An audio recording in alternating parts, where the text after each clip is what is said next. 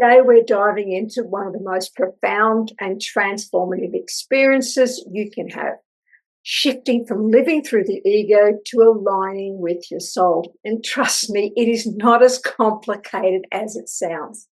So let's start with a simple question. How often do you find yourself questioning whether your actions, decisions, or desires truly come from you?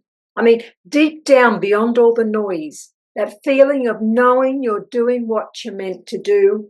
Or do you ever wonder if you're just running on autopilot, driven by what others expect, what society tells you is important, or what the ego tells you should want? This is where the disconnect happens. Now, what if I told you that the same energy that's keeping you stuck is the energy that could lead you to your greatest transformation? Hi, I'm Robin Plim, your transformational guide. I work with those who are ready to break free from the old stuck patterns and embrace lasting change. As the author of Awake, Aware, Conscious, I've seen firsthand how powerful transformation can be when we align with our inner wisdom. So check out my channel for more awakening content, and let's jump in. The ego isn't necessarily your enemy. It's not some evil force you need to battle or even get rid of. In fact, it's only just doing its job, protecting you, keeping you safe.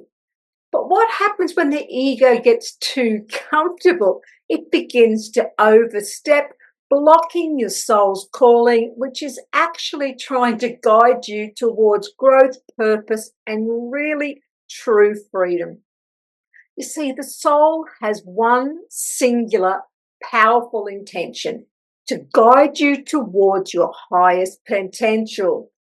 The ego, on the other hand, is often concerned with survival, whether that's protecting your image, controlling your outcomes, or holding on to what's familiar, even when it's no longer of service to you.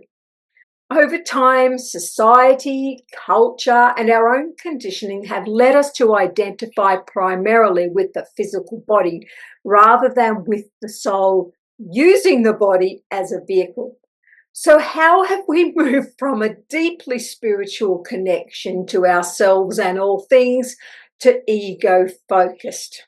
Well, from an early age, we are taught to focus on the physical, material world. Society places significant emphasis on appearance, success, and outwards achievement, things tied directly to the body or the ego's desires.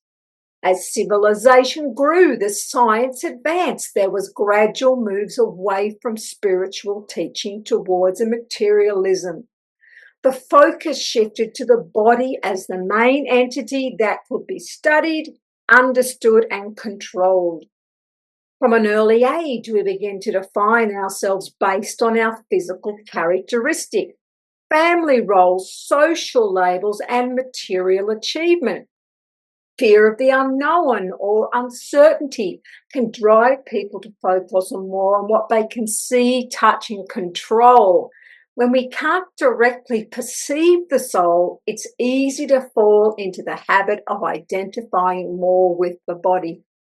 Now, in today's fast-paced world, many people are disconnected from their inner guidance and wisdom.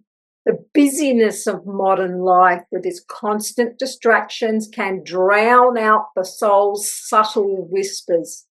The ego thrives on identification with the physical body because it sees the body as something it can control, manipulate, and define. The more the ego identifies with the body, the stronger the illusion that we are simply our bodies, and the more disconnected from the soul we became, seen as a secondary or even irrelevant part of ourselves. Now, when the ego's in control, you're disconnected. You start to operate from those lower vibrational, the fears, the insecurities, the outdated beliefs. You might even get stuck or confused. You're making decisions are based on past hurts, external validation or expectations. So what does this lead to? Frustration, anxiety, a sense of being lost, unfulfilled. You may have everything you should have, and yet you feel like something's missing. But here is the good news. You don't have to stay in this place. You can move from a life of external pressures to one that aligns with your soul's true purpose. So how do we step back from thinking that we are the car and see it as a vehicle that we're driving, reconnecting back into the power of who we are as souls again? What does it look like to move from soul to ego?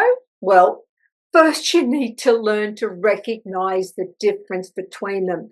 And I'm not talking about some big dramatic aha moment. It starts with the little things.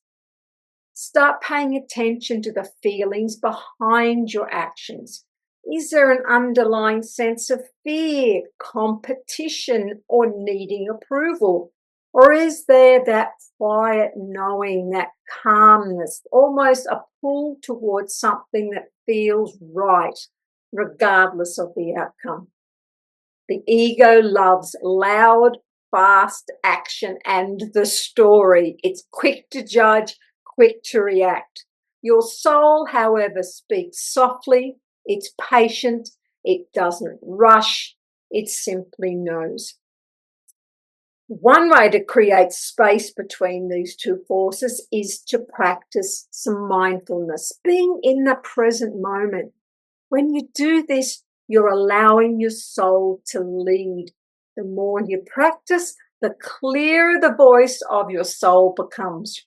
You'll notice that over time, your decisions will shift from ego-driven choices to soul-inspired ones. You feel more centered, more you. But this isn't an overnight transformation. It's a gradual process of recognizing your ego's protective patterns, understanding why it does what it does, and gently shifting into alignment with your deeper purpose. Here's the catch. There's a powerful force that's holding you from fully embracing this. Something that keeps many people stuck at the crossroads between ego and soul. But first, let's take a deeper look at what's happening when you actually start shifting from ego-driven to soul-aligned decisions. When you make that shift, something extraordinary happens. You start feeling more at peace. Your relationships change. Your work begins to feel more fulfilling. Even your sense of self-worth no longer is dependent on that external validation. It grows stronger. You start to feel a sense of purpose, a deeper connection within yourself and the world around you. And this is where true transformation occurs. This is the place where you begin to feel aligned, where the decisions you make flow effortlessly from a place of trust, not fear. So let me ask you this. Where in your life do you feel the tug between ego and soul? And if you could shift just one thing today that would bring you closer to living from your soul's calling, what would it be? Now, stay tuned because in our next video, I'll be diving deeper into this subtle yet powerful force that might just be the key to your soul's freedom.